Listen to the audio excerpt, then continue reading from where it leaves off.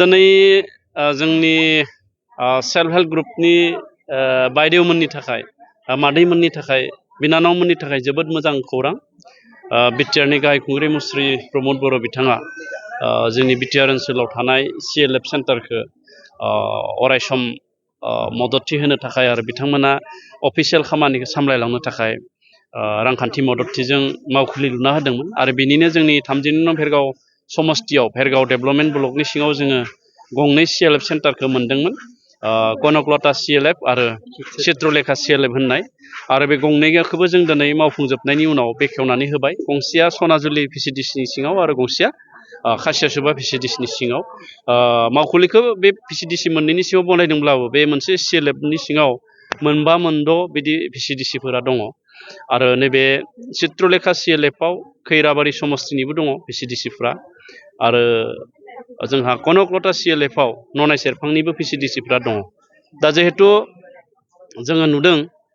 आइजो बिथांमोना जोंनि बिमा माहारि बिथांमोना सेल्फ हेल्प ग्रुप दानानै सेल्फ हेल्प ग्रुपनि गेजेरजों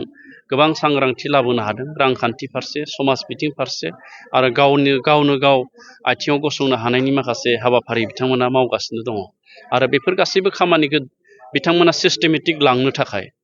सेल्फ हेल्प ग्रुपनि सायाव VO थायो VOनि सायाव आरो CLF थायो आरो CLFफोरखौ नायनो जोंहा ब्लक प्रग्राम मेनेजारफोर बिथांमोना थायो। दा बेखायनो जोंहा VO मावखुलिबो गैया CLFबो गैयामोन। दा बेखायनो CLF अफिस बानायनो थाखाय थांखि लानाय बायदि जों गोबां CLF सेन्टार बानायदों आरो बिनिनो गंनैखौ जोङो जोंनि भेरगाव ब्लकनि सिङाव मोननो हादों आरो मिजिंथिबाय बे CLF सेन्टारनिफ्राय बिथांमोना फैबाय थानाय समाव सेल्फ हेल्प ग्रुप लोगोसे गाव गावनि माखासे जौगालु हाबाफारिखौ गोसोबायदि मावलांनो हागोन। কৰিছোঁ অৰ্থাৎ ইনগ্ৰেশ্যন কৰিছোঁ আমাৰ বিটিআৰ প্ৰধান শ্ৰীযুত প্ৰমোদ বড়ো ডাঙৰীয়াৰ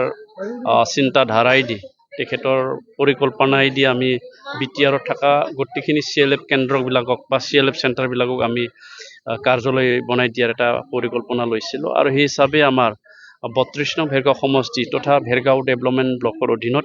দুখন CLFৰ কাৰণে আমি কাৰ্যালয় নিৰ্মাণৰ আৰ্থিক সাহায্য পাইছিলোঁ।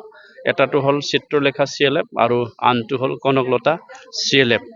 আৰু আমি আশা ৰাখিছোঁ এই দুটা CLF কাৰ্যালয়ত তেওঁলোকে নিজৰ কাম কাজ আমাৰ মহিলা আত্মসহায়ক গোটবিলাকক লিড কৰাত তেখেতসকলক পৰিচালনা কৰাত বিভিন্ন প্ৰকল্প পৰিচালনা কৰাত তেওঁলোকৰ যথেষ্ট সহায় হ'ব। মই জানাত তেওঁলোকে কোনোবা ভাড়া ঘৰত বা কোনোবা পুৰাণা ঘৰবিলাকত তেওঁলোকে অফিচ বা কাৰ্যালয় চলাই আছিলে